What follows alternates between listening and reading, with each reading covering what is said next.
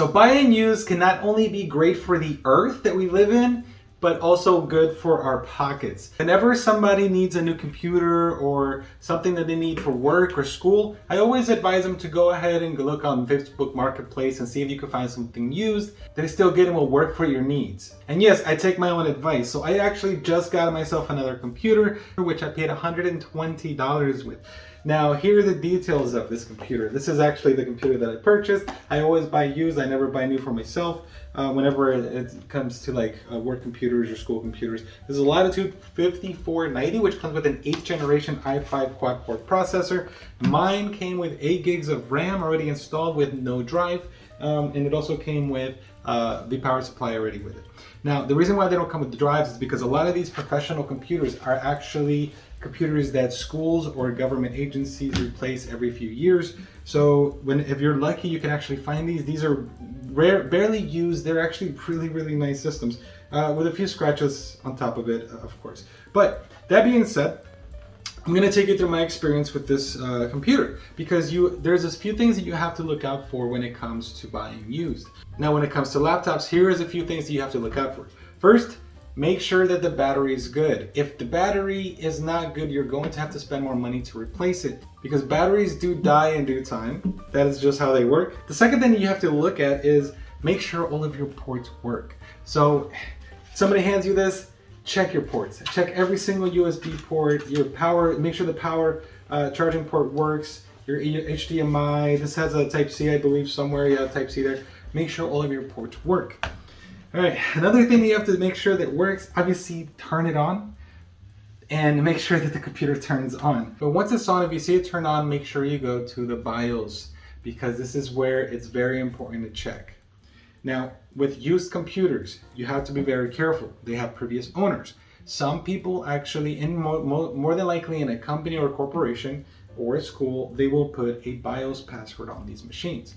Now, there are ways to remove them, but if you don't have that resource or those connections to remove the BIOS password, then you're going to be locked out. So make sure you go into the BIOS, you go into your settings, and make sure that it does not have a BIOS password already attached to it. If it has a BIOS password already attached to it and the person that's selling it to you cannot remove it, or there is no known way that you know how to remove it, just stay away from it and move on to the next system.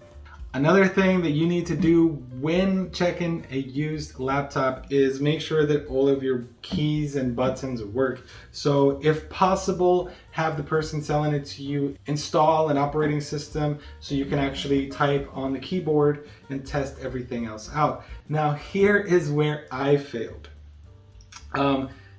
I trust the person that I bought from. That's fine. I've bought from him before. But obviously not knowing what was wrong with this computer, I kind of took it home and I said, okay, it's $120. I'm going to add my own drive into it and then it's just going to work. Well, it turns out that this computer ended up having the mouse pad keys for this laptop ended up not working properly. So the left click worked when I first got it, but the right click did not.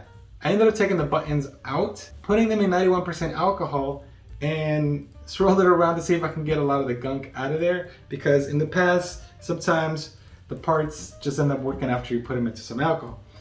So what ended up happening with this one was now the left click didn't work, but then the right click worked after my attempt to repair these. So then I told myself, hey, I'm gonna try it again to see if now maybe there's just some residue or something on the other key.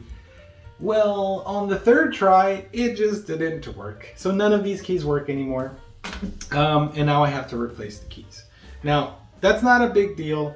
It's an $11 part on eBay, but it definitely is something to keep in mind when purchasing a used computer. Make sure you check every single key. Make sure it works, because a lot of used computers may have something wrong with them. The other thing that I did not know about this laptop is that I wanted to add an NVMe onto it.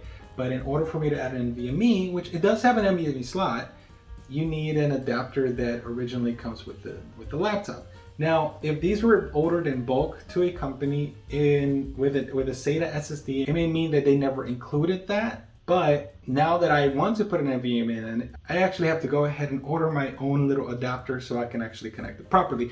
Now, in the meantime, I ended up just putting the SATA caddy on top of my NVMe and it'll hold it in place, but I am going to order that part. just to make sure that it's properly installed so it doesn't move around. So before purchasing the laptop, make sure that all the caddies are there that you're gonna need for your plans for it. Make sure that the buttons are working. Make sure that all your ports are working. Make sure that your battery is good, unless you plan on changing the battery. Make sure that the computer turns on. Check the BIOS for passwords. Make sure those are not there. And here's the other thing that I want to advise anybody on. Windows 11 is out. I will only purchase a computer if it's compatible with Windows 11. What do I mean by that? That means that within the BIOS, it has to have TPM 2.0, and it also has to have Secure Boot enabled. If it doesn't have those features within the BIOS, their security features, then it will not install Windows 11. The good thing is that if it is compatible with Windows 11 and it has a Windows 10 sticker on it, it will automatically activate Windows 11 when you install it. So it's a free upgrade to Windows 11. It's actually kind of cool. If you don't know what to look out for, stick to this rule that I follow. I will only purchase anything with 6th generation Intel or higher. This is an Intel computer. So if it's anything older than 6th generation, like say 4th generation, because a lot of those are out there, it may not be compatible with Windows 11 because it doesn't have the TPM 2.0. That being said, I paid $120 for this. I installed an NVMe in this computer and it works great. I spent 20 bucks on the NVMe.